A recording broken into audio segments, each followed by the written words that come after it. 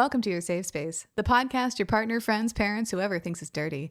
Don't have time to read books? Want to understand all the jokes in the TikToks? We got you, fam. We're the Spice Traders, and we deal in spicy books. I'm Katie, and I need it to make sense. I'm Liz, and I'm hypercritical. Before we get to today's episode, we want to encourage you to check out our Patreon, where we publish extra episodes every other week, as well as ad-free versions of our regular feed episodes. Also, any series we read past the first book, all that coverage is Patreon only, so think series like ACOTAR, Fourth Wing, Guild. Anyway, we really appreciate the support and encouragement to continue doing something we love and sharing it with you. Thanks in advance for checking that out.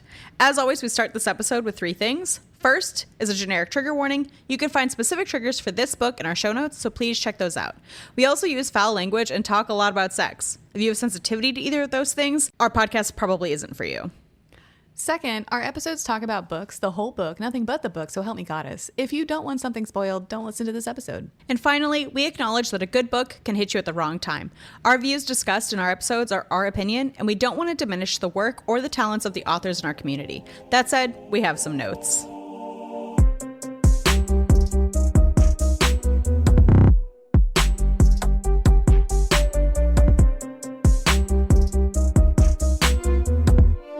Katie, what are we talking about today?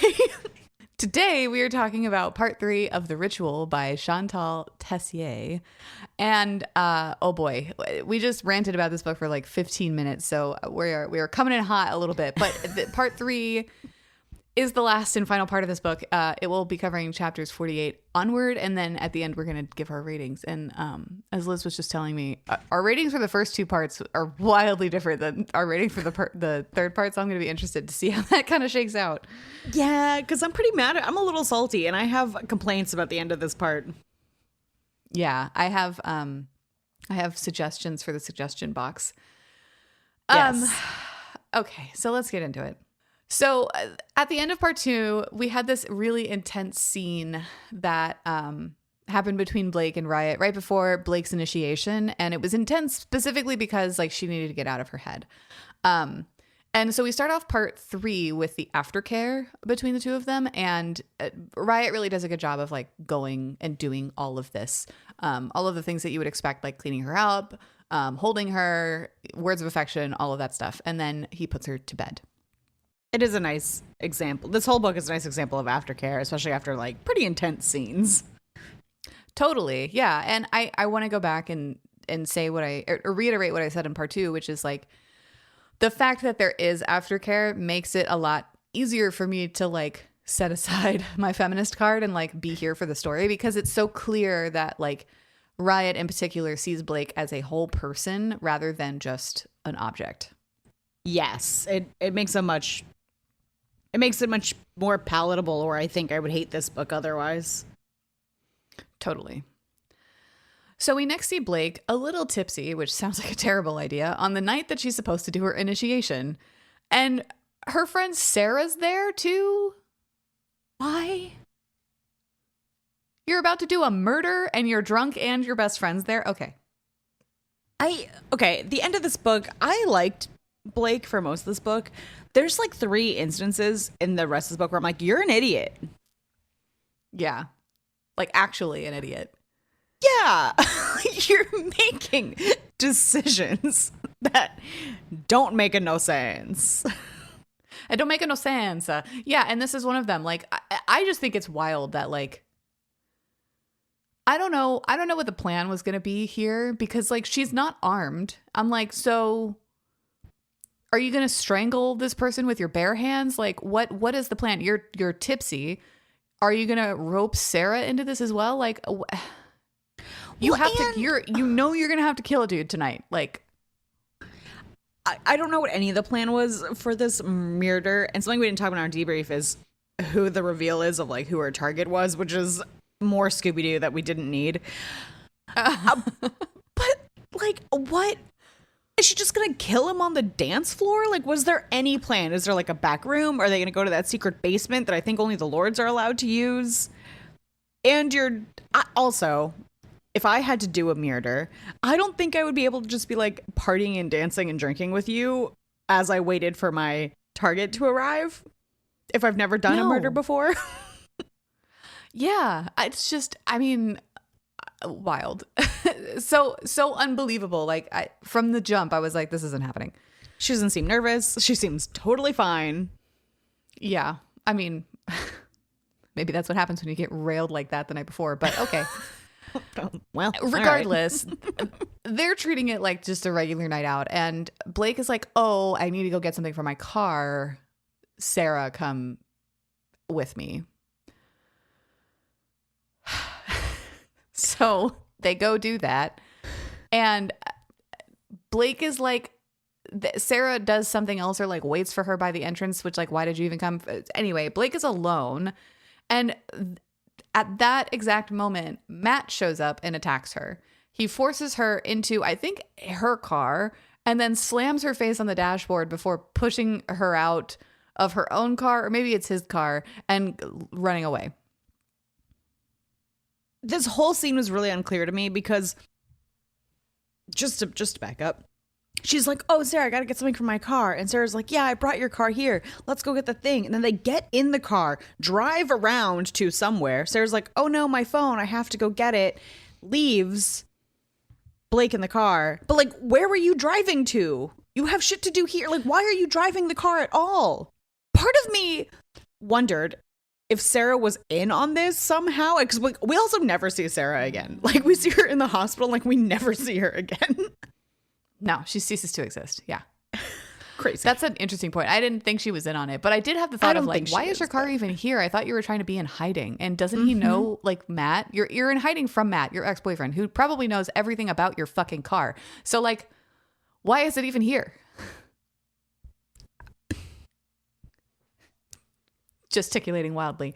I know. I was like, I know the listeners can't see me, but I only have body expressions. I can only express myself physically with this. Yes, thank you. Don't make no sense. Don't make no sense. Riot isn't there because he's coming back from a meeting at the House of Lords, but Tyson is, and he's the one that calls Riot to let him know what happened to Blake and says to meet them at the hospital. When Riot gets there, he asks Sarah what happened, and she says she honestly doesn't know because she was only gone for what felt like a minute, but, you know, obviously that was long enough. They're interrupted by the doctor, who gives Riot a debrief about Blake's condition, and essentially she's got like a broken nose and like a couple of like bad other injuries, but nothing is like unmendable. Yeah, like maybe a concussion at worst. Yeah. So then we switch back to Blake, who wakes up to her dad, Riot, and Riot's dad arguing in her hospital room.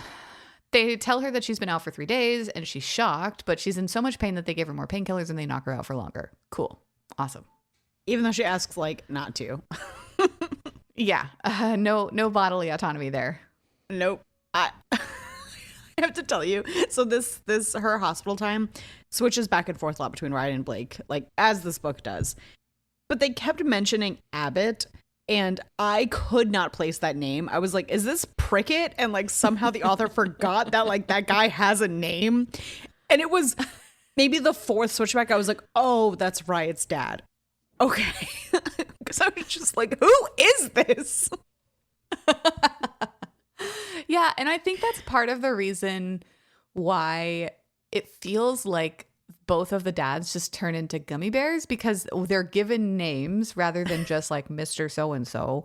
They're always together. They just cease they're biffles now. They're always together. Yeah, they're like a matched set, and they cease to do like really anything with influence or power or like intimidation again, ever.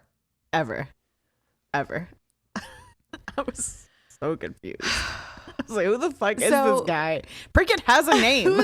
It's not Prickett. So we switch back to Riot, and he goes to find an energy drink because he's running out of steam. In the hallway, he runs into Tyson, who apologizes for not protecting Blake. Then he warns Riot that the Lords are only out for themselves. But despite the warning, Riot thinks he can control his own future and keep Blake for himself. And so this is not really the start, but in the back of the book, it really doubles down on like the lords do what they want. They're in control. Everything that you own is for the lords. Like, you serve them, and which is fine, except like we get a whole bait and switch at the end in the epilogue, which we'll talk about. So every time they talk about it in the back half of this book, I'm going to bring it up just so you get how frustrating it is when we get to the epilogue. Yep. So we fast forward a little bit, and Blake is up and seems to be feeling much better. But they're keeping her in the hospital because they want to keep an eye on her because she's like concussed and she had that big face injury. The two dads come back because they're a match set. And this is when Blake's dad tells her that his chosen is a woman named Leanne Mays. And it was this woman who was the wife that Matt wanted to rape on that first mission that Riot was on with him. But of course, nobody in the room knows that particular part. They just know that this is the mission that went sideways and this woman, Leanne, ended up dying. Cool. Even in this conversation, and Blake is with me. She's like, why the fuck are you telling me this? Like, I don't care. And it feels like it comes out of nowhere. Yeah, it does. So the two dads ask Riot to tell them what actually happened, but he refuses to be a rat, even though Matt is disgraced and on the run. I don't understand what that like weird loyalty is. I don't either. And Riot ends up saying like, I haven't come this far to like lose my reputation or something like that to Matt. And I'm like, okay. But I don't think it would hurt your reputation personally. I don't know. I'm confused because the lords it feels like the dads in particular keep asking him a question that they already know the answer to. And like, I think at some point somebody says like, oh yeah, it was a test. Like if you would have said, you know, it was Matt, we would have killed you. Like, why? and gesticulating wildly. I don't know. Yeah, it just doesn't make it doesn't make no sense. And it like there's a couple of things in this book that if you had just we would have avoided all of this, right? And this is one of them, right? Like if the lords incentivized absolute loyalty to the powers that be rather than each other, right? Then we wouldn't have a problem. Exactly. Because you're simultaneously saying that, oh, you should tell us what happened, but also had you told us what happened, we would have killed you. Right. Well, then what am I supposed to do with that? I lose either way. Right. How are you... How is that an incentive for anybody to give you any information ever? Like, exactly. And then like, oh, the lords that step out are punished, but how do you even know who to punish if like no one's going to be honest because you're all punished all the time? Right. Well, and what is stepping out in that situation? Like saying anything, like gossiping at all? Like that doesn't... What? I don't know. This whole scene was also, I know there's more to this scene, but this whole scene was really confusingly written because it was almost, this is mean, but to be clear, I don't mean this next sentence as a compliment. It was almost too realistically written because you have Blake who doesn't know what the fuck is going on. And so her internal monologue is like, I don't know what's happening. And then she says that out loud. And then there's like multiple conversations happening at one time. So like, it was just hard as a reader to follow it. And I get in a real life situation, like those conversations happen, right? Where like you all have different amounts of information and you're all trying to figure stuff out. But it just made it impossible to follow as a reader. Yeah. Well, and it also doesn't help that I don't know what the onus of the conversation was, right? Like, exactly. It feels like these two dads come waltzing in arm in arm and Blake's dad is like, hey, I had a chosen too. You want to hear all about her? And Blake's like, no. Like, get out of my room. Like, what the fuck? Also, why would I want to know about the woman that you just like fucked for 4 years? Like, no, I'm good.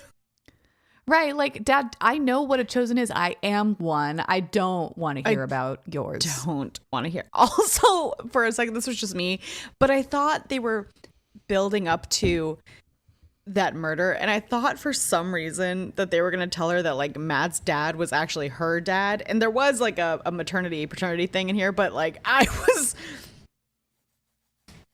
I thought we were going to get into like some incesty territory, and I was really concerned. And I think that's just because I was confused. I was so Oh my God, lost. that would have been so terrible. Although it would have been wild if like that was the case, and then this isn't giving anything away, but like her target was supposed to be Matt's dad, and if she was like contracted to kill her own dad, that would be some sick fucking shit right there. Sounds like it would fit though. Yeah. So we're still in this confusing scene, and we have to continue because there's a bombshell that comes out, right? So the two dads are like, tell us what happened. And Ryan's like, no. And he gets so worked up that he ends up outing Blake's dad's secret, which is that Blake's mom is not actually her mom. It's this woman, Leanne, that was her dad's chosen. And this is when Blake finds out what happened on that mission between Matt and Riot, because this entire time we knew, everybody else in the room knew, but she was in the dark. Like, she would always ask like what happened between them, and Riot and Matt wouldn't tell her anything, right? Cool.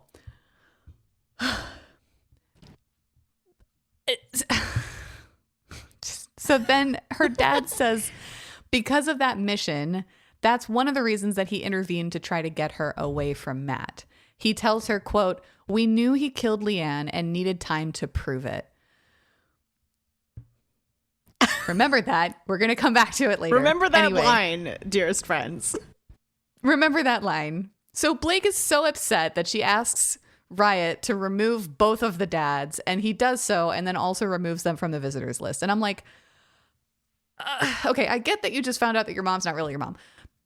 Beyond that, why are you so pissed? Like, I don't understand why she's so mad. And that comes into the end of this book where I don't understand why they're all so mad. Because also, Yeah, like, you hate your mom. You do not like the woman you thought was your mom. I wouldn't be mad at either of these two dads, right? Like, I would be more angry at Matt, and I'd be like, we gotta find that guy. right. But she's just mad at her own father for like loving someone else. I don't know. Well, and the like, emotions don't make sense. yeah, it doesn't make sense. I'm gonna say that 100 times. I'm so sorry. This is going to be a trend for the rest of the book, so I apologize.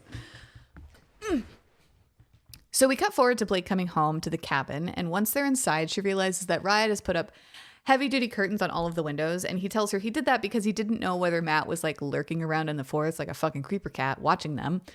But he softens the blow by saying, like, you know, they won't be here forever. One day we'll catch Matt and it'll be fine. Remember, Matt, the only time that Matt has resurfaced is to like fuck Blake's face up, and then he's poof in the wind again. I'm like, how is that possible? Also, you have a whole network of a secret society and no one can find this guy. Well, and especially when it turns out who he's been talking to, I'm like, you. Oh my God. The call is coming from inside the house. Yes. So when Blake's alone and changing, she looks at herself in the mirror and says, quote, "This was Matt's goal, to make Riot see me as repulsive. Matt wants Riot to throw me away. It's no longer that Matt wants me. No, he couldn't beat Riot, so now he's going to turn him against me. It's the only angle he has left to play," end quote. And I'm like, sure, I understand, because her face is like all bruised and bloody because she like had a broken nose. I get why she feels that. I just don't believe that narrative. No, I don't believe that narrative either, because everything that happened to her is going to heal. They're just like cuts and bruises. Maybe she'll have like a scar somewhere. But it's not like he maimed you. Like, he didn't like cut off your fingers or your ear or something. Like, you still look like you. And Riot hasn't done anything to tell you that he's no longer into you. Like, this narrative doesn't make sense. And I know that we're not rational people, but girl, what? Well, and it doesn't, but I'm more inclined to believe like her irrationality in this moment, like purely fueled by emotions. She's had a fucking rough week. But for me, like, that narrative just doesn't make sense to Matt. Like, in that context, it's almost like Matt is in love with Riot and he just can't let it go, right? Yeah, you're right. And which doesn't make any sense either. No. And like, but that kind of goes back into this. We will talk about it at the end, but like, you couldn't back up from these choices so much that you would rather die than just leave it alone. Like that I do not understand that at all. No, I don't really understand a lot of Matt's motive. Mm-mm. Even later. Yeah. So she's having these thoughts, you know, by herself, but Riot comes in and he can see that she's like spiraling a little bit, and he tells her, quote, "I love you. You're the only woman I've ever told that to, and it'll stay that way until the day I die. Your face will heal, your scars will fade, but my love for you isn't going to change." Oh, No. it's pretty nice. I also love how Riot went from like, I don't know what love is, to being like, I love you. He turns into a gummy bear, just like his father. Yeah. Just like all of the other lords, apparently. Anyway. Maybe that's how they get to graduate. They have to find what true love is. And just go live their the real lives. Power of friendship. It's the power of friendship. And the friends you made along the way. Anyway. If you told me that was the moral of the story, I'd be like, sure. That tracks. Sure. Makes sense. All the other confusion, Totally. got it. Yeah. So they end up taking a bath together, and Riot asks whether Blake has any questions about the night that Matt killed her mother. He tells her that he won't rat Matt out to the lords, but he'll tell her anything. But rather than ask about that night, she asks about when he was in prison, which seems like a weird exit to take. But okay. Yeah. This again felt like a bait and switch. Like, he says he'll tell you anything, and like, I'm just going to ask you about this other random thing that I don't really care about and isn't relevant to the story, really. No. Well, and the thing that I don't like that this book does is that like it keeps rehashing old shit. Like we've talked about it with the flashbacks a little bit, the flashbacks / dream sequences, and how that's muddy. But like, so Matt tells her in this scene what we already know because we saw it happen, which is that Matt tried to have him killed in prison. And then like we do get a little bit of information here where Blake puts together that like this was the point at which Riot decided to marry her because like he had to get back at Matt for this. And she's like, well, I can't even be mad about it because it was so well done. Fine. It's frustrating to read scenes like that over and over again because you're like, okay, I know this. We already talked about it. I saw it happen. Do it again. Yeah. And that's something that like, if you wanted us to be made aware that Blake knew this, you could that could be a one-liner like, oh, and we talked about that night in prison, like, or whatever. Or she can just say it in her monologue, like, oh yeah, Matt tried to have him killed, whatever. Yeah. I don't want to see the same scene over and over and over again. Right. But I wish she would have asked something that revealed something about Riot's character to her. Like, why will you tell me and not rat Matt out? He's a piece of shit.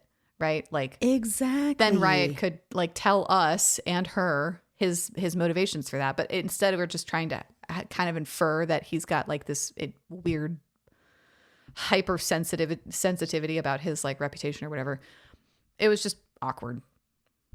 It was just awkward, and it didn't teach us anything. And it's just one of the things that I feel like makes this book so much longer than it needs to be, and where it already was losing me on the editing, and that just doubles down in the last third.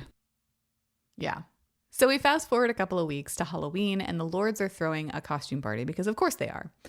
Blake is feeling better because her face is mostly healed, and you can hardly tell that she had a broken nose. Awesome. We learned that Blake's initiation isn't going to get a redo either because the lords are just basically giving her a pass, which feels out of character and also bad. But okay. It feels like it sets a bad precedent when supposedly things are so strict and so organized, and she's just doesn't have to do it because she got her face beat up. Is there a standard or not? Right? Like, because it wasn't really what are the equivalent. Right. Like, how often are there exceptions granted? Like, this is another like step down the slippery slope of the Lords just starting to feel less and less like the organization that we started this book with. Exactly. They're just not that scary. Yeah. But anyway, the party rages on, and at some point Blake goes outside of the backyard because it's hot inside, and in the trees she stumbles upon Tyson getting a blowjob from this other random girl. Pause right here. This is the second time that I was like, Blake, you're a fucking idiot. Like, you know that you don't know where Matt is. He's looking for you. You probably shouldn't just like be alone. You wander off into the forest by yourself. You just got out of the hospital for getting the shit kicked out of you. What? Yep. You're an idiot. And like, let me be clear. Riot and the two gummy bear dads have a vendetta against Matt. As far as I know, the Lords haven't kicked his shit out. He could still be like, because he hasn't done anything. He really hasn't to done the anything. Lords. Yeah. Like, he said some shit to Blake and she ran away, fine. And then he attacked Blake, but she's a chosen, and so it doesn't really matter what happens to chosens, right? We've been told that numerous times. And so, like, I wouldn't be surprised if he's still allowed in the manor. Like, why are you even there? Also, because, like, you were in hiding. You were sitting at blackout, and then somehow going back to your cabin was okay, and now you could just be wherever the fuck you want, alone and unwatched. I don't buy it. Right. And they even say, like, oh, we haven't heard from Matt. We don't know where he is. And he's just, like, in hiding. Okay. That's worse. That's all the more reason to be more on lockdown, I think. It's not like, oh, yeah, he was spotted in Mexico, so, like, we're fine now. I was so mad. I was so... I almost want to say I was anxious, but I wasn't. Because, honestly, part of me was like... She's going to walk alone in the forest. Matt's going to be there. And that's going to be where the climax starts. Yeah. And I would have been like, good. You're fucking stupid. Enjoy. Right.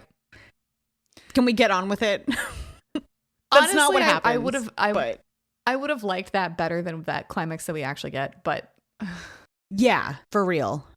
So speaking of climaxes, Blake hides behind a tree and watches Tyson and this girl. Riot finds her and doesn't make her stop watching, but fingers her while they both watch. He tells her, quote, "It's okay. I don't care if you watch them. I care if someone watches me fuck you." Okay. Okay. And I'm not opposed to this, like, voyeurism situation. Voyeurism. But yeah, like, this is fine. I just feel like I didn't need this scene. So later that night, after they've had sex in the living room in front of the fire that we don't see. I was so mad at this fade to black. Like, why are we now fading to black? Chantel. I was like, why so shy? Like, suddenly, why so shy? After everything else, we're not going to see this scene? Okay. So Blake asks about the brand on Riot's chest. Remember that thing? Yeah. And says that she wants one too. He initially doesn't want to give her one, but eventually relents and brands her with his wedding ring on the side of her ribcage. Okay. Cool. Was a hardcore. Choice. I do want to say, calling just... yeah, that was... metal, I guess. Okay, so I have two thoughts. First, I'm going to backtrack to my first thought, and then I'll come back to the brand. I do want to call it that there is a scene. I think it happens when she gets out of the hospital, and they have like a really sweet lovemaking scene that's like actually really gentle, and it's the first time they've like had one of those scenes, and I did like seeing that. Which then when we got to this scene, I was like you said, why so shy? Show it to me. And then the brand thing did give me some like Draco Malfoy signet ring vibes, and I wasn't opposed to that. Oh, I didn't hate it. No, I was here for it. I just weird choice. I'm the only reason that I'm salty about it is because of where this book ends up, right? Because like I am being sold a bill of goods that does not actually like end up happening at the end. So I'm just salty can't trust about the that. reviews. Yeah, I'm salty about that too. It doesn't do what it says on the box. No. So time goes on and we learn that 6 weeks have passed rather uneventfully since that Halloween party. But one day, Riot and Blake just come home from like grocery shopping or some shit, and Matt is in their living room holding a gun pointed straight at them. How did he get in the house? Do they not have security? Can Riot not afford to hire 24/7 security? I have so many questions about this because it makes Matt seem much more competent than I think he is. Yep. And it makes Riot seem much more incompetent than we have been led to believe. Yep. They just seem like regular people now. Right. And if they're regular people going about their lives, why the fuck did they live in a fucking dance club for a month hiding?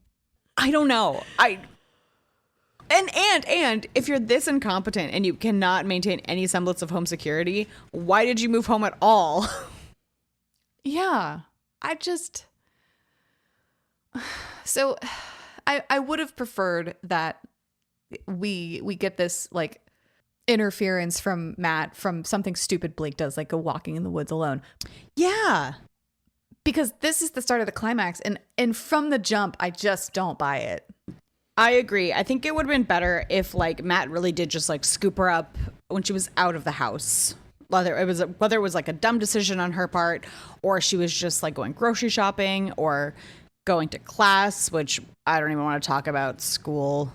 I hate it. But like the fact that he's in the house and there's no security. No. So things escalate pretty quickly, and Riot ends up getting shot, and Matt drags Blake from the house. And we and she thinks that Riot dies, which like kind of threw me for a loop. And I was like, whoa, did he really just like die dead? Like she's fucked. I was 75% like convinced that he died dead and she was going to have to fight it out on her own. Yeah. And I was like, well, that's a twist. I know. I wasn't mad about it. Like, I would have been kind of sad if he was really dead, but I would have been like, all right, Shantel, you go, girl. Do you? Yeah. Kill off the MMC. Let's go. So, spoilers, he's not dead. But no, it's fine. We have to go through this little kidnapping montage for a little bit. When Blake wakes up, she's in an unfamiliar bed in an unfamiliar room, and she feels like she's sick, and we are initially given to understand that she's been given too much sedative. So she runs to the bathroom and throws up. Matt and her non-biological mother, Valerie, are there, and they argue about why Blake is sick. And eventually, Valerie says that it's because Blake is pregnant. Matt wants to get rid of the baby, but Valerie says that's not happening because she wants to take the baby as a do-over for Blake. What? Gross. Fucking wild. You could have been a good mom. You chose not to be, okay? You don't get a do-over. I don't even know I don't even know what she means by that. What? A do-over for like what? For what? Because as far as I'm seeing, like you're getting the thing that you wanted Blake to do, which was marry Matt, so that you can keep the whole "you're not her bio mom" thing under wraps. I think that's why we're here. I don't know why we're here for the rest of this book, if I'm being honest.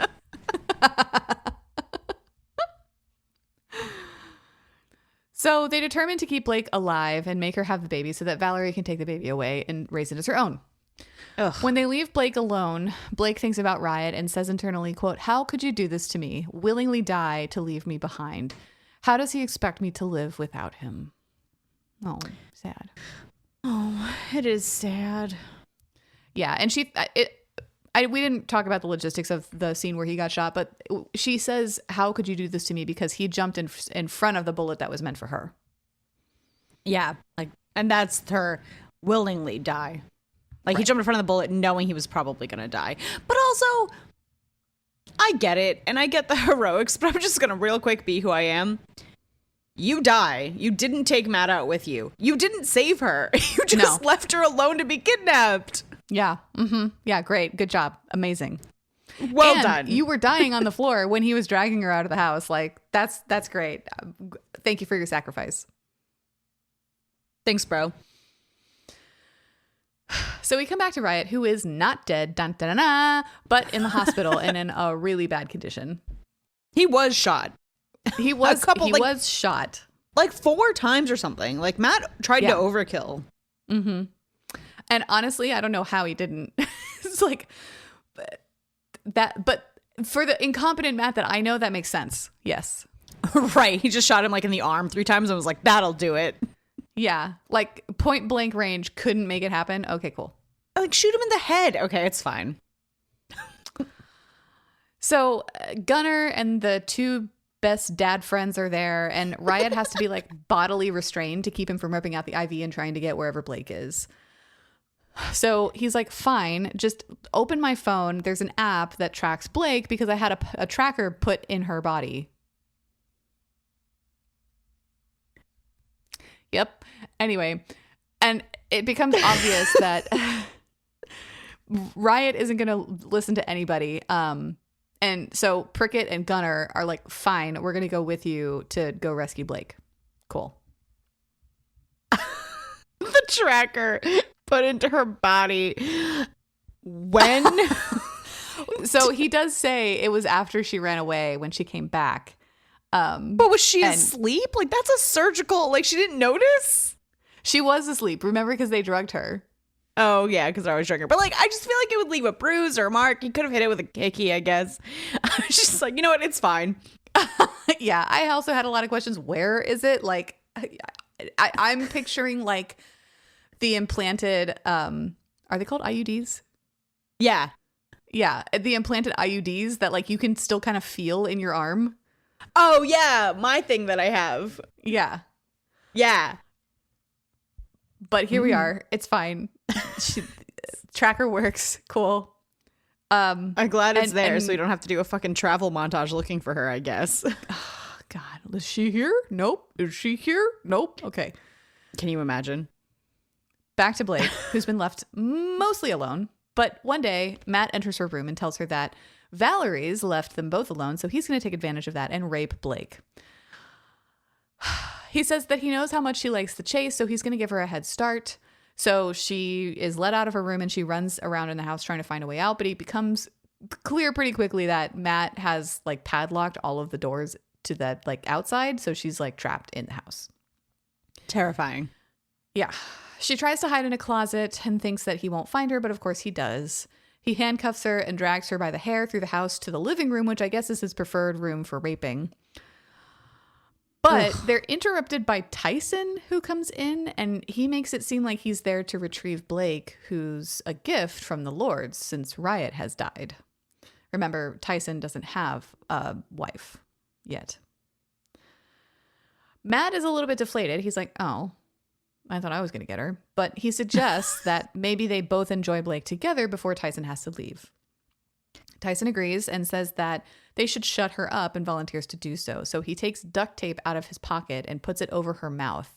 But as he puts it there, he leans in and tells her that she's got 5 minutes and pushes her away from him. She thinks that it's another fake chase. And so she's like, great, awesome. I'm going to get raped by 2 people. And also Tyson's a fucking turncoat. Amazing. Yeah, that upset me. So she runs away from them down the hall and runs directly into Riot. And not only is she relieved that she's not going to be raped, but she's also incandescently happy that Riot's not dead. I mean, yeah, it's great. I'm glad Riot's not dead. I was surprised at Tyson, and part of me was like, oh, no, he's a piece of shit. And then I was like, no, he can't be. He can't be. There's a whole book about him. Yeah, he's got to be cool. He's got to be a good guy. Yeah. So Riot stashes Blake in a closet and tells her to wait there, and that Tyson was playing a part because he came with Riot. Cool. She's like, all right, just don't forget to come back for me, I guess. I was frustrated. Okay, and I'll say this in our ratings too, but and at the end of the book, I'm frustrated that Blake, maybe I'm speaking of turn, she never really gets her own revenge. Like, she's always just like stashed and put out of the way and taken care of. And like, we never really see her, even at the end with her mom, we never really see her get her revenge. Like, I wanted her to take Matt out. Don't stick her in a closet. Let her be part of this. Yeah, well, I also think it's incredibly, like, just stupidly risky of Riot to be there himself. And, like, I don't understand why he didn't bring more people with him. Like, it's him and Tyson. And, like, where the fuck are Prickett and Gunnar, right? Like, they almost, this almost goes sideways. Yeah, it's really bad. And part of And that is where's because your dad? Bring your dads. Bring any other lord. Like, right. Like, you are recovering from gunshot wounds. Like, you should not be doing a lot of the heavy lifting here. So, like, at least bring another person so that you've got two people helping you. But no, that's not what happens. No. So we see Riot go join Tyson and Matt, and it's clear that Matt was going to try to double cross Tyson in conjunction with his dad, who shows up. So Matt's dad is also now there. But Riot pulls a gun and tells them not to move. This is when we learned that it was Matt's dad who Blake was supposed to kill the night of her initiation, which is the whole reason that Matt was there at the club anyway. And apparently he attacked Blake as a matter of like a crime of opportunity, essentially. He didn't know that they were there until then. So things escalate. Riot shoots Matt's dad, and then Matt tackles Riot, and they get into a fist fight, which is, again, bad for Riot because he's got gunshot wounds that are still healing very much.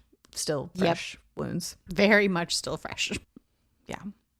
We switch to Blake, who comes out at the sound of gunshots. She gets there just in time to see Matt trying to bring his dad back to life, and finds it pleasantly ironic that she was doing the same thing for Riot maybe a week ago when Matt shot Riot. Cool. Okay. It's clear that Tyson and Riot have the upper hand, and Matt asks them to kill him and just get it over with, but they knock him out so he can be served justice in front of the lords. Ha-ha.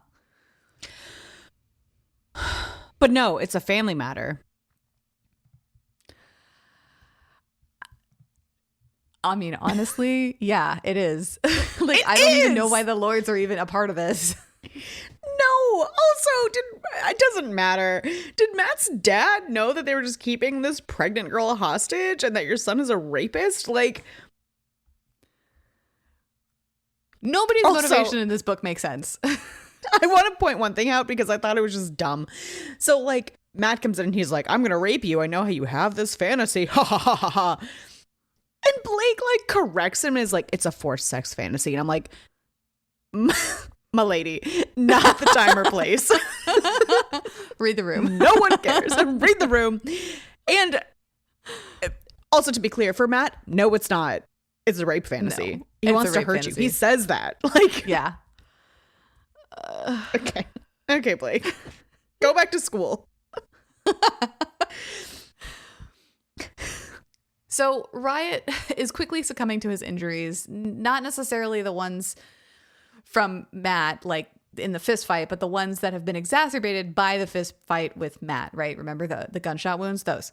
So Tyson and Blake work together to get Matt and Riot on a private plane and secure the like stuff and everybody. And once they do that, Blake helps Tyson secure and cauterize Riot's wounds, which is an intense scene. It's gross.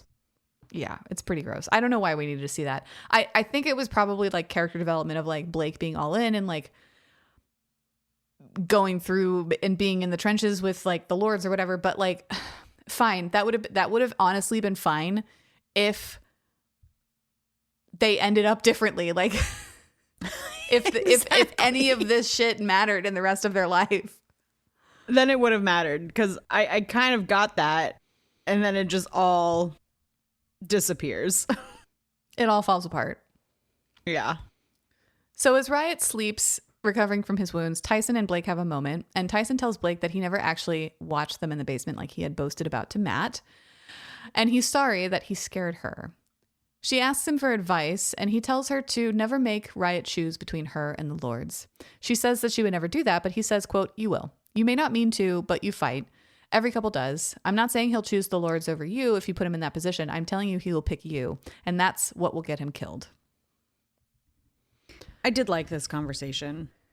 I did too. I really would like it more if I thought that the lords were actually like gonna make good on that promise, because this is yet another time when they bring up the lords are out for themselves.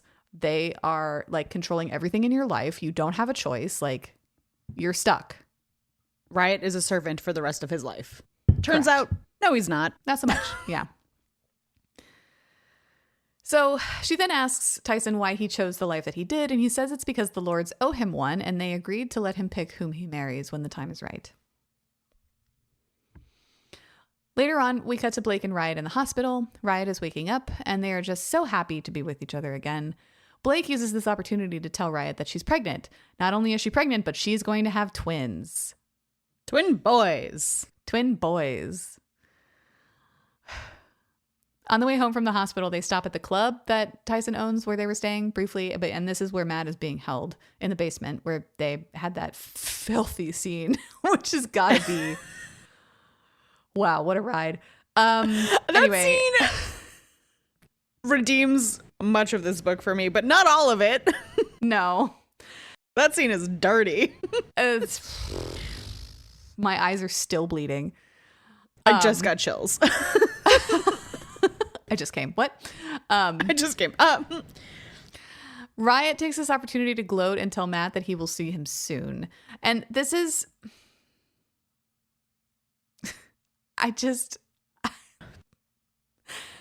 knowing where we end up, this beef between them is so fucking stupid. Like, they're children. I just don't get it. I just don't. No. And I think that's also just, again, what's so frustrating about the end of this book and the whole book is their beef doesn't even make sense. Their beef starts with something that could have been avoided had Riot been like, yo, my brother Matt over here is a psychopath. 4 years ago. He could have said that, or 2 years ago, whenever it was.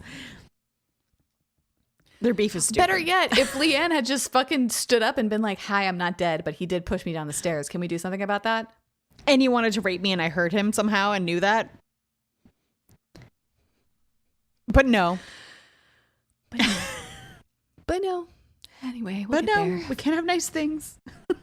Fast forward to that judgment day in the cathedral. Blake's dad, Blake, and Riot are all in like kind of the church office having a moment before this judgment day. And Blake uses this as an opportunity to ask her dad why the fuck he put her on the chosen list, which is a great fucking question. Yeah. And one that I also had. And this is when we learned that it wasn't him who put her on the list, but Valerie. And Valerie did this because she wanted Blake to be with Matt. And as soon as Blake's father found out about it, that's when he put the plan in motion to have Riot intervene. It doesn't fully make sense to me. But okay. Because again, I thought she and Matt were already going to get married. Yeah, that's the thing that I don't really understand, because like it's clear that Matt like already had a different chosen in mind. So like, and clearly he and Valerie talk a lot. So like, how was that going to work?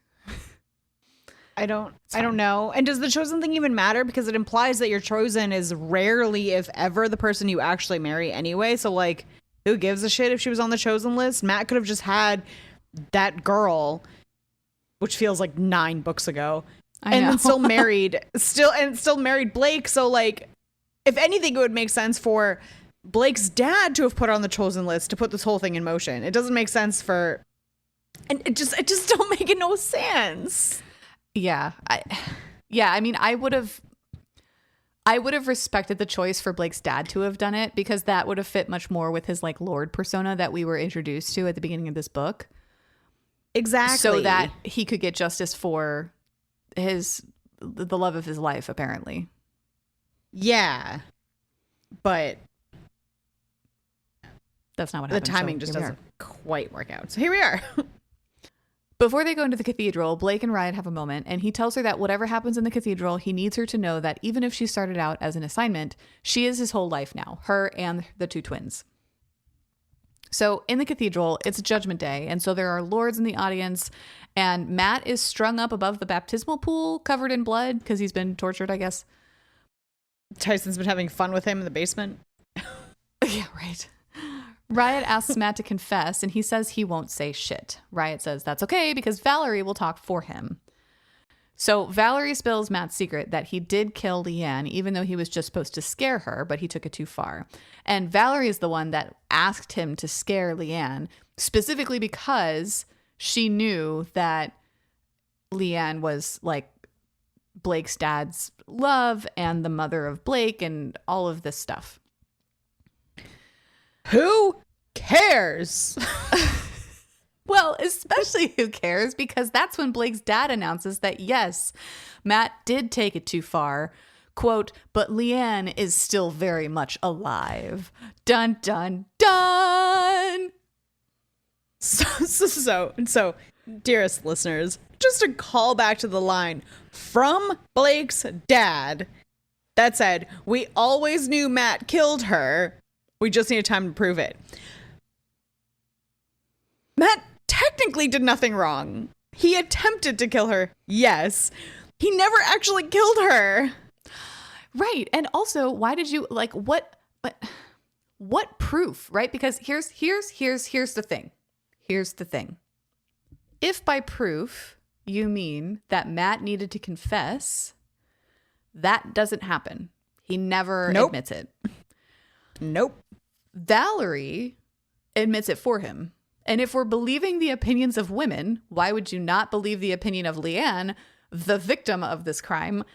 And if you do believe the opinions of women, why did we spend this whole fucking book based around this event that could have been a non-event if Leanne just stood up and was like, hey, I'm not dead, but that dude attacked me and he wasn't supposed to, so kill him.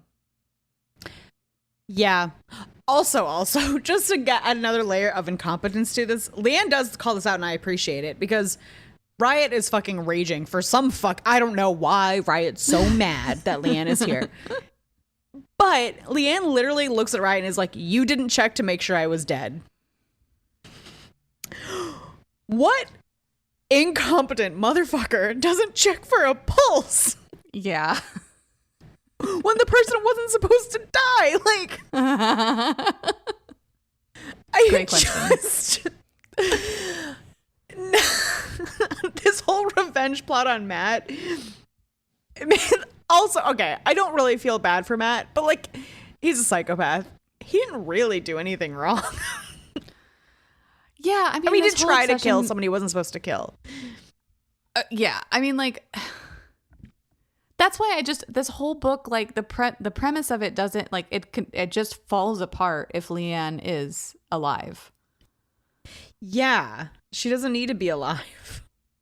Yeah, and I still don't understand why people keep doubling down on these decisions, right? Like, I just, like, if Matt had just walked away, then, like, we literally wouldn't be here. Like, if Matt had just been like, you know what, dude? Peace. You win. I'm going to go live my life. Yeah. But he couldn't do that so much, which is why I'm like, is he in love with Riot? Because these are the choices that don't make sense unless you have some kind of unrequited love or something going on. Yeah, like, and I feel like it is love for Riot, as you said, and not love for Blake, but I don't think he ever wanted Blake, and like, it doesn't even come down to I don't understand any of the motives for any of these characters. Nope. So anyway, Leanne now joins the chat, and she's described as, quote, long dark hair that flows down her back in big waves, dressed like she's going to a funeral, screams power and radiates wealth, sun's-kissed skin, and big blue eyes. Blake realizes that she looks exactly like her, and that makes sense because they're biologically related. Yep. And for some reason, Blake and Riot are fucking pissed that she's alive. Really, I can't let it go because I don't understand it. I will never let it go. Well, and it feels like they're pissed just because of the way that she carries herself, because that's the only reason that Blake seems to have to, like, not like this woman, because she's like, ugh, I hate her on sight. I'm like, okay. But for why? For why? So we learn that there's a little bit more to the story because Valerie put out a hit on Leanne because she didn't want Blake to know the truth about her parentage and because Blake's father was still in love with Leanne. Leanne accuses Matt of wanting to rape her and stabs him in the dick. And then Matt screams once and then I think just ceases to exist for the next 20 minutes of the book. But then he comes back, don't worry. But this is the part that didn't make sense to me because Valerie put out a hit on her. But she says herself that Matt was only supposed to scare Leanne, not kill her. So I don't really know the truth there. No, and I was going to say that earlier, that like even Valerie as being like the witness doesn't make sense because she wasn't there. So like even her Right. saying, oh, Matt was just supposed to, oh yeah, Matt tried to kill her. Like you still don't even know that. You weren't there. Right. So Leanne goes on to say that she's the one that ordered the hit on her husband and that she specifically requested Riot because he was the best. Sure. Sure, Leanne Jen. then brings Blake up on stage and gives her a knife and tells her that she should take her revenge. Blake asks if this is an initiation, and Leanne tells her, quote, "This is for fun, darling. Mommy has sold you to the Winstons to keep her secret of sending Matt to kill me," end quote. And thus we learn why Valerie was so keen on having Blake married to Matt. It was essentially blackmail, I think. But again, that doesn't really make sense given the timeline. And so I'm still a little bit confused as like to what actually happened when and who did what. I know it's for revenge. I don't fully understand why she kills Valerie and not Matt. Like Matt just is chilling there. And I feel like a lot of Blake's revenge should have been on Matt because he's been the one like tormenting her. Right. She stabbing Valerie in the stomach is really just for the one line that Valerie said when she was kidnapped of like, I'm going to cut your children out of you and take them from you. But like, yeah, that's pretty shitty. I still don't think she's the one you need to be getting revenge on personally. Yeah, it feels like all of the revenge in this last scene is like completely misdirected, right? Like, I don't know. Like, fine, Leanne, I guess we're mad at Matt because he wanted to rape you, but like it feels like Leanne should be getting revenge on Valerie. And like instead she's taking it out on Matt, which feels kind of like shooting the messenger. And then in return, like Blake stabs her, who she's known as her mother her entire life. When like I guess you could, again, it feels like it's shooting the messenger because like Valerie was working with Matt, but like Matt was the one that was like physically chasing you around the house. Like, and was just down to rape you like at any possible moment. Right. And beat the shit out of you. Like, yeah, Valerie's clearly a problem, but I will never be in this situation. I can't imagine any particular line of my mom saying in relation to anything else. Like, I just stab her in the stomach. That's a big jump, girl. Yeah. So Leanne then announces to the rest of the lords who are in the audience, remember, that the show is over and that they're dismissed. This is a family affair. This is a family affair. Riot then tells her that she can get the fuck out too, and she kind of gets her back up about this, but Blake's dad placates her and they too leave. And this was so weird to me because like Leanne comes in and she acts like she owns these people. And I'm like, do you? Who is she? I don't know, because if she... That goes back to your original thing. She seems to have a lot of power. So then why didn't she just stand up 2 years ago and say everything that happened?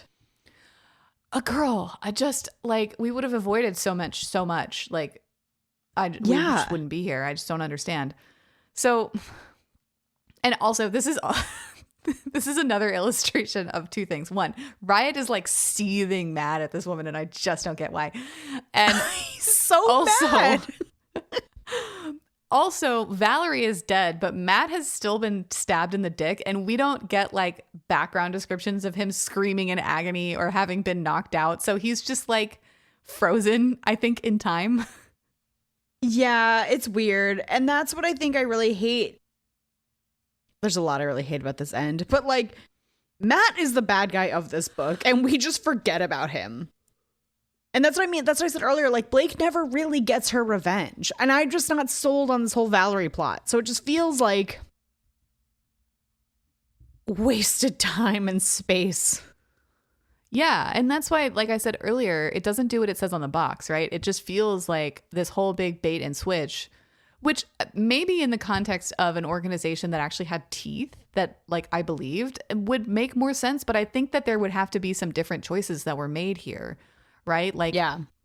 And since those choices aren't made and it feels like the lords don't have teeth, I'm just left with like, you guys got in such a fucking tiff with each other that you didn't want to like talk about it or resolve it quickly. You just wanted to dwell in it so much that Like 8 people are now dead and you still can't like have a functioning relationship with the people that ostensibly you care the most about. That I don't, what?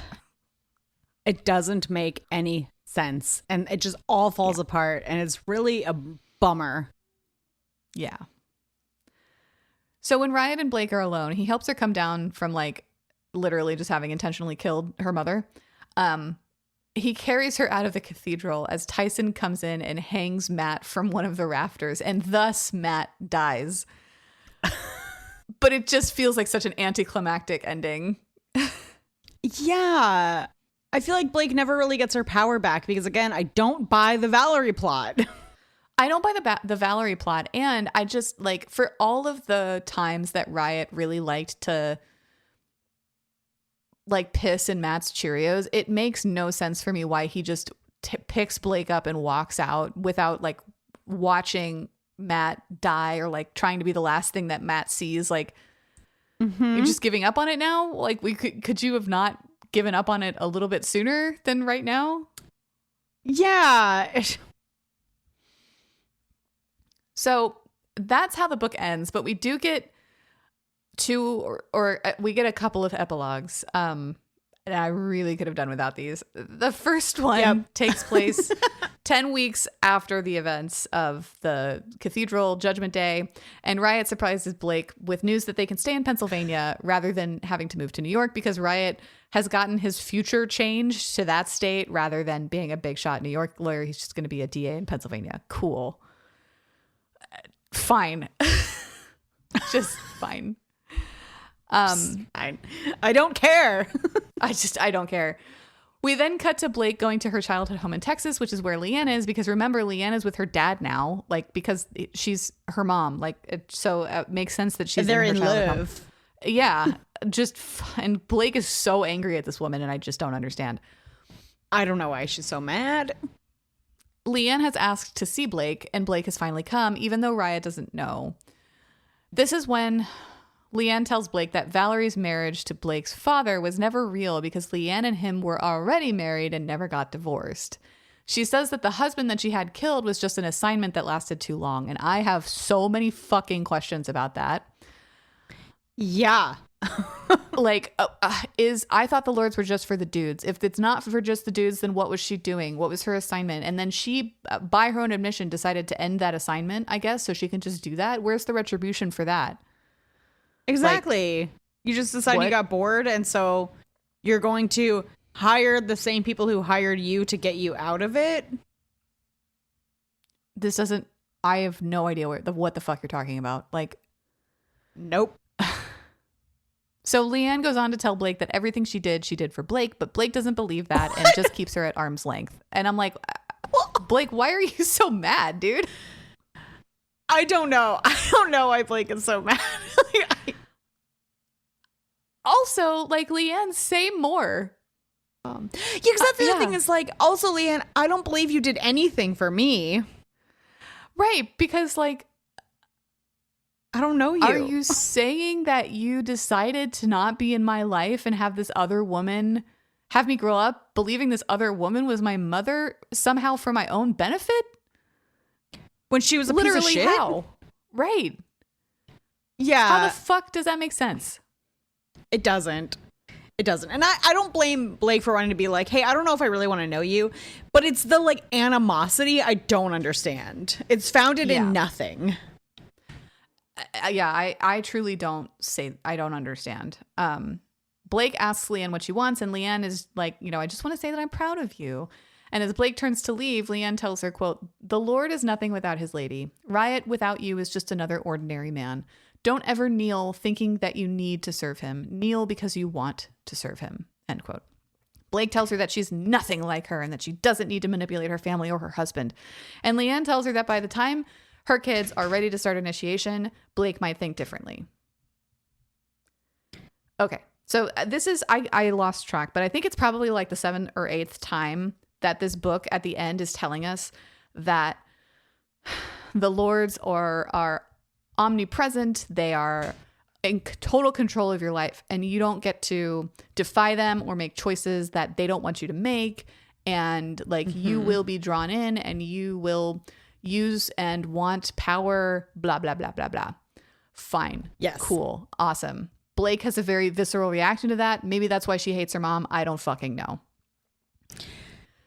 My problem is that we get to literally epilogue 2, and this epilogue takes place 18 years later.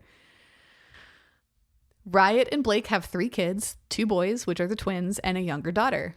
The twin boys are entering college, and the daughter is just starting to think about where she wants to go. Blake has just returned home with her daughter from a visit to Stanford, which is where Blake wanted to go, and is now her daughter's top pick. One of the boys is going to Barrington and is very interested in joining the Lords, while the other one doesn't have any interest in doing so. We learn that Blake and Riot haven't necessarily kept the Lords a secret from their kids, but they've made it very clear that they don't want them in it.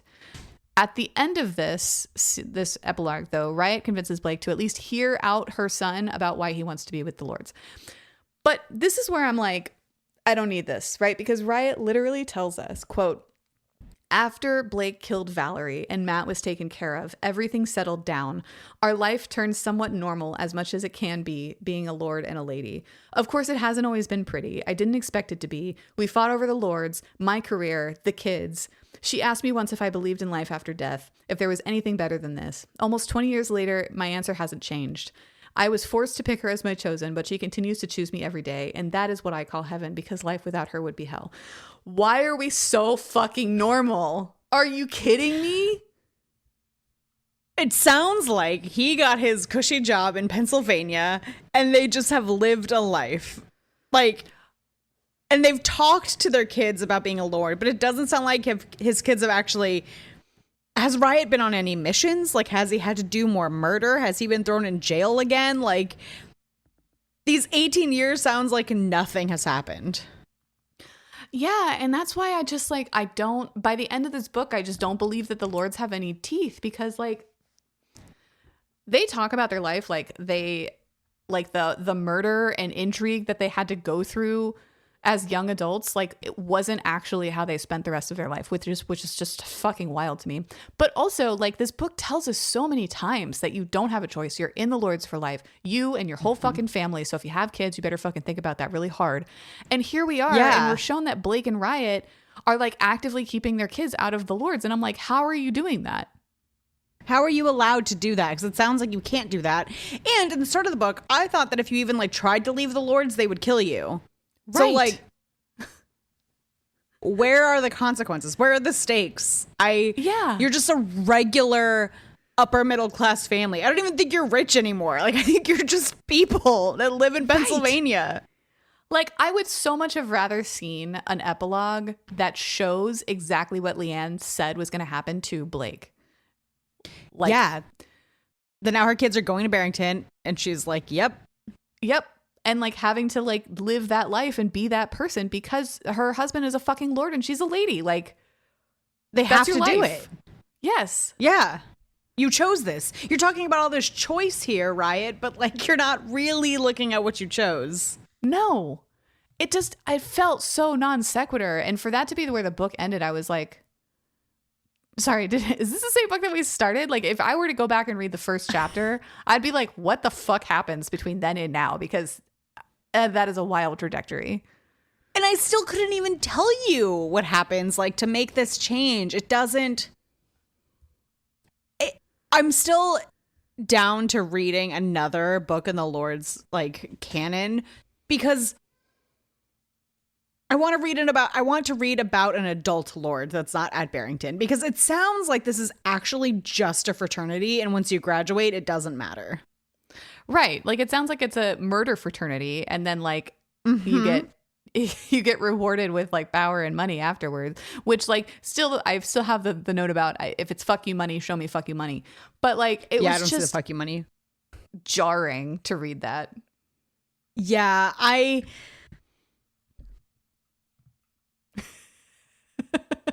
She's speechless.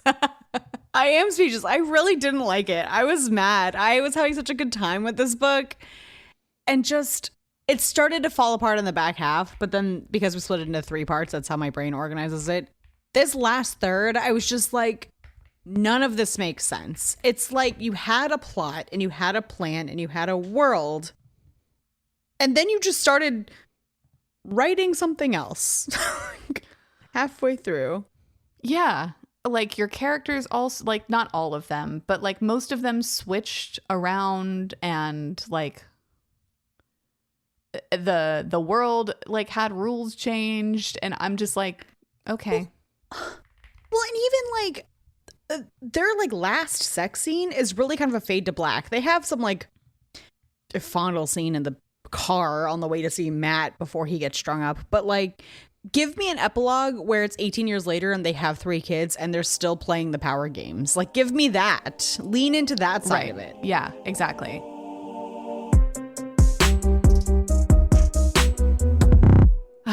So, should we get into our ratings? Because we still have a lot to talk about. Yeah, we do have a lot to talk about. So, how did we rate The Spice? We both gave it a 4. The Spice is really most excellent. Yeah. And this is jumping ahead of the recommendation, but I think I would recommend it before The Spice. Like, it hits the dark romance without being really uncomfortable. It has all of the communication and the aftercare. It's not vanilla at all. Mm-mm. And I had a great time with every single scene we got. Yeah. And there's a lot of it. Like you said, the first 2 parts of this book, like the first 2/3 of it are like, they go somewhere or they get in a fight and then they have sex. And then they go to the grocery store and then they have sex. And then they try to find Matt and then they have sex. And then they go to a party and then they have sex. And it's just like really good. Like, great. It's really good. It never, no notes. It was never too much. I had no notes. Every scene was perfection. Yeah. Mm-hmm. Which brings us to writing style. We have a bit of a disagreement here. I rated it a 3 and Liz rated it a 2. So why did you rate it a 2? Because there's quite a bit of typos. Yeah, I forgot about those. There's quite a bit of typos. And just like, I mean, some of this gets into storytelling, so it's always kind of blend together. We'll get more into that. But like, there's just a lot of typos and there's some formatting things. I mean, I do think it is pretty clear like who's speaking in which chapter, and that's nice. But there's just some like, I mentioned this I think in part 1, but when someone would walk into a room and be like, "Hey," question mark, but like it wasn't a question. Like there was just some weird, and like just the wrong word was used, or like words were missing, punctuation was weird, and I'm probably being harsh now because I'm mad about the ending, but I think I said in part 1 that like the story was so good I didn't mind the typos, but because it all falls the fuck apart, I'm like, you know what? I do mind the typos. Yeah, no, I think you're right. And I for the first time in my life, I'm like 3 books ahead, and I kind of forgot how just honestly messy like this book is to read. Mm-hmm. And I think I would also lump into the writing style, just like the context switching was really difficult sometimes. Like when we would flash forward or flash back and something would be a dream sequence and sometimes it would be a memory. Is it a dream or is it clear. Not? Yeah. Yeah. Yeah, I think I agree with you. I'm going to revise it down to a 2. Sorry. All right. Stowie. Let's get into quality of storytelling because I know we got a lot to talk about here. So we both rated that a 2. You want to start us off on this one? Jesus Christ. Okay. Whoa. Drop my earbud.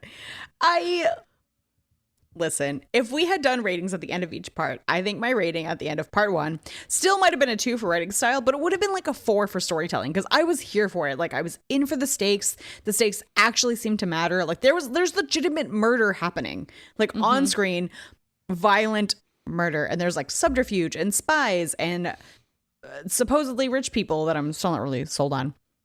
Great. Here for all of that. And then just as the book progresses, and again, we split this book into 3 parts, so that's kind of how my brain is splitting it. Once we leave part 1, it just slowly but surely loses the plot. The stakes don't seem to matter. The characters who are supposed to be scary or are no longer scary, like the 2 dads. Like now they're just, this is my daddy-in-law. Like, my gummy bear-in-law. That's weird. My gummy bear-in-law. There's the mom who like we only see Valerie once and she slaps Blake, which is not great. But then at the end, she's somehow the big bad guy. And like, I don't buy that.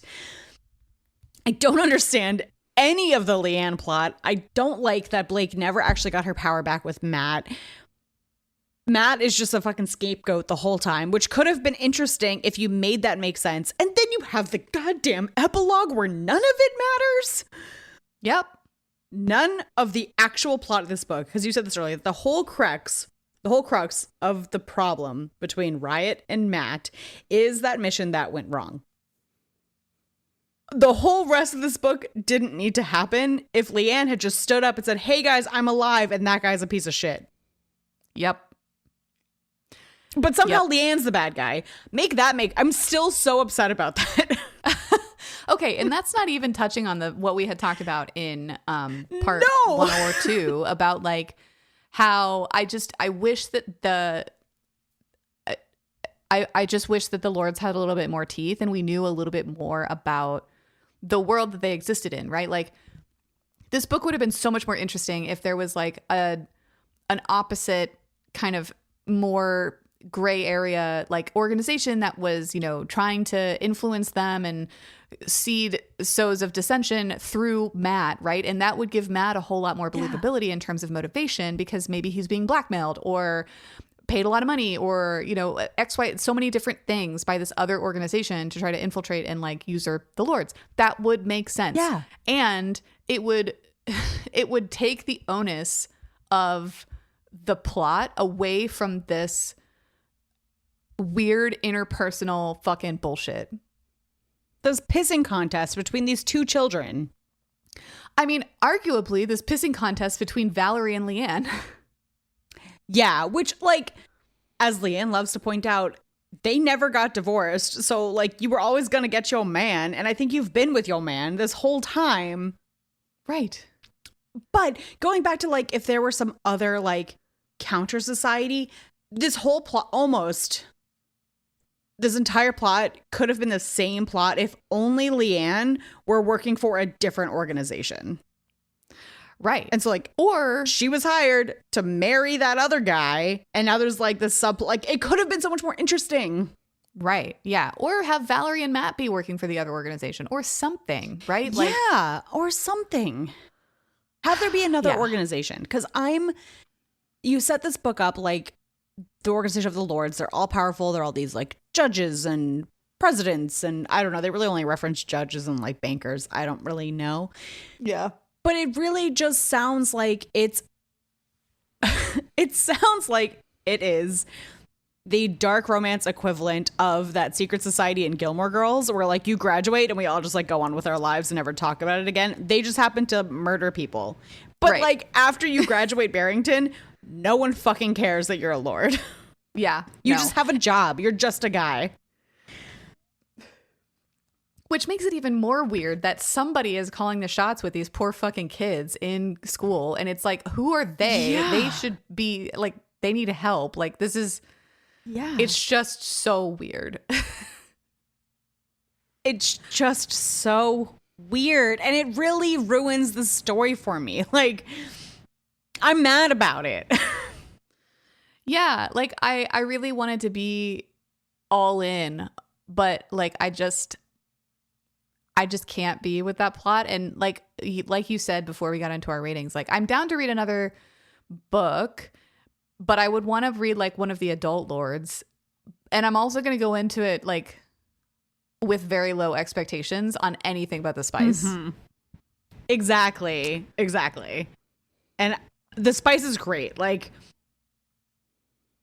I have no literally notes on the only spice. thing. The spice was excellent. Yeah, but it doesn't make up for the rest of it. And I think that does come down to, I've kind of alluded to it, like this book is just so long and it didn't feel that long in the first half, but it just took up so much like time to physically read. And the spice was great, so it held me there. But we've read books that have bad plots and great spice before, but they're shorter books. Mm-hmm. Yeah. I mean, I guess we should go into editing too in terms of quality of the storytelling because we haven't even touched on that. We just touched on like the plot points, but like the editing it needed to be tightened up because I mean we mentioned so many times where like we would either see something directly and then we would have to see a character like describe like a blow by blow of the same thing we fucking saw, or they would reference something with enough detail that we like could, you know, put the dots together and then we would see like a flashback or a dream or both about the same thing. And then we'd be like, okay, why did I read that 3 times? Yeah. And like, I know some of it was just also inconsistent. So some of it I think was for dramatic effect. For example, like Blake and Riot's weddings. Like we learned that they got married. We didn't see the wedding. And then we flashed back and we saw the like courthouse wedding. But like, why did you even make that a flashback? Like if you were going to tell it to me anyway, I didn't need the dramatic like bait and switch of, oh, I'm not going to tell you. Oh, just kidding. Here it is. Like, just tell me or don't. Like, make that a one-liner of, we just went to the courthouse. Right. I think you could easily cut 200 pages from this book and it would still be effective and it would be a lot easier to read. Yeah. And I would probably be a little bit more forgiving.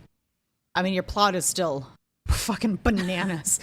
But I think I would have been a little more forgiving because it didn't take, I mean, because we plan like a week for each part, 3 weeks of my life for it to be a big old nothing burger in the end. Yeah. For it's all of it to be a big nothing burger. I'm so mad about all of it. I'm so mad about it. And we don't get like a final smutty scene. Like it's so dirty. And then it just, I think their last sex scene, I think they sort of start to have sex in the epilogue, but we don't see it. Mm-mm. We didn't really call this out, but their last like sex scene is Riot gives Blake like a remote control vibrator on the way to blackout and like makes her cream in her panties after he like also fucked her. And then and that whole sex scene was so that her underwear was soaked in like her cum and his cum so he could shove her underwear in Matt's mouth. So like their last sex scene wasn't even for them. It was as like a weird revenge plot. And that was just kind of a bummer. Yeah. Yeah. Agreed. Yeah, actually After just chuck the last like 150 pages of this book out the window. Honestly. And it just, she goes into the forest and she sees Tyson and that girl. No, she should have been kidnapped then. Like, we don't have to. She should have been kidnapped when she gets in her car for some reason. And Matt is there. It's like we have like 3 or 4 opportunities to get to the climax and just don't ever get to the climax. And then when we do, it's Scooby-Doo.